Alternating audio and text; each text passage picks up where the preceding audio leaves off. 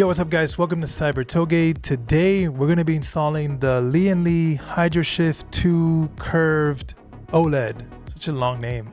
So if you guys didn't know, I recently did a case swap where I swapped all my components from an 011D Evo RGB over to an 011Vision case. I'm going to leave that video linked up here. And because of that, I'm going to have to mount this AIO vertically because I want to keep the glass top on the 011Vision.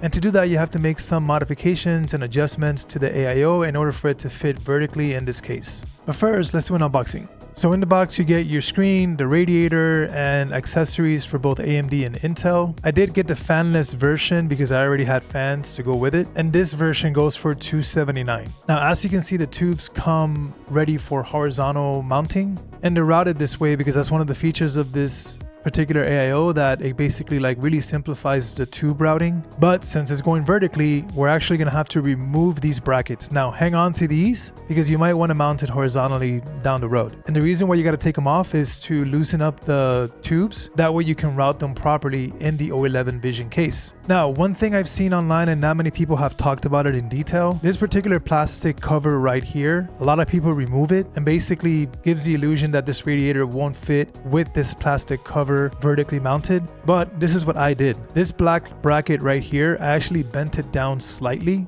and I was able to route the tubes downward. That way they can basically route properly in this case over to the front. Then I just bent the tab back up and I was able to put that plastic cover on. This does limit you if you have a push and pull system because you won't be able to fit 3 fans in the back. I personally did a partial push and pull. I had 2 extra fans either way and I just put them in the back of the radiator along with my 3 reverse blades in the front. And as you can see, it fits into the case perfectly fine with the plastic cover on. Then it's just route the CPU block over to the front of the case. Make sure to fit the grommet before you secure it to the motherboard. Make sure to tear up the shielding for the CPU block surface. The motherboard brackets are actually pretty cool. They come with a little slit that the CPU block slides into and it stays in place as you tighten it down. Then you got 3 cables to connect. One is your CPU fan, the second is your USB cable, and the third is a SATA power cable that I'm assuming this is to power the motor that tilts and lifts the screen. But once it's installed, let's go over to L Connect so we can start messing with it.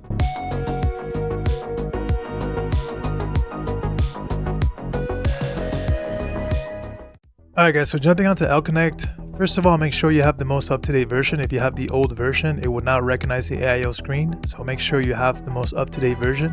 Then you can come here to the HS2 or HydroShift 2 OLED Curved and you can change all of your settings here. So we'll start with the screen. These are 3D themes that are already built into the program.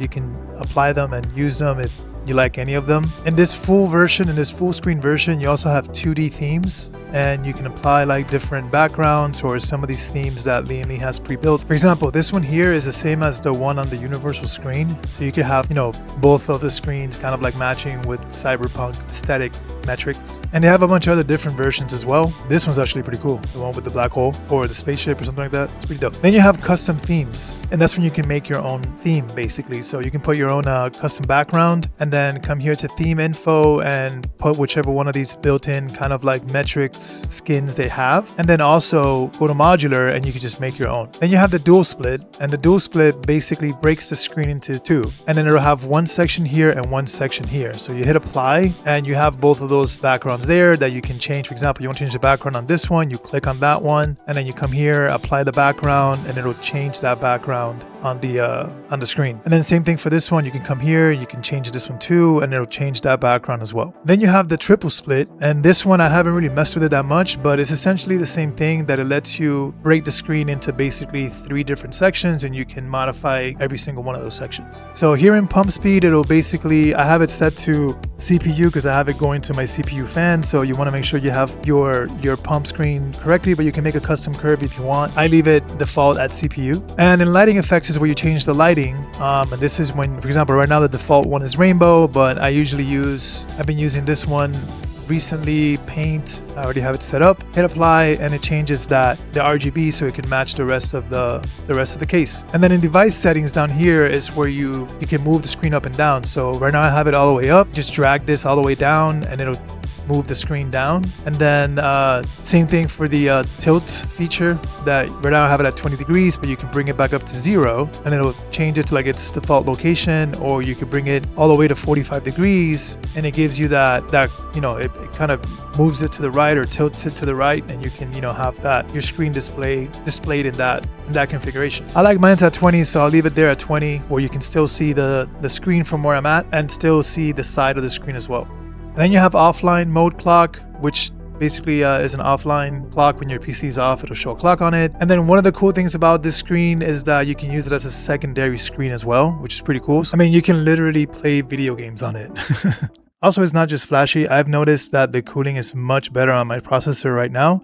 It's idling like at 46, 47 degrees, which kind of like never happened with my old AIO on the 9950X3D. It was usually in the 50s, but since I installed it, the temperatures have definitely dipped. That means that this AIO is a good performing unit as well.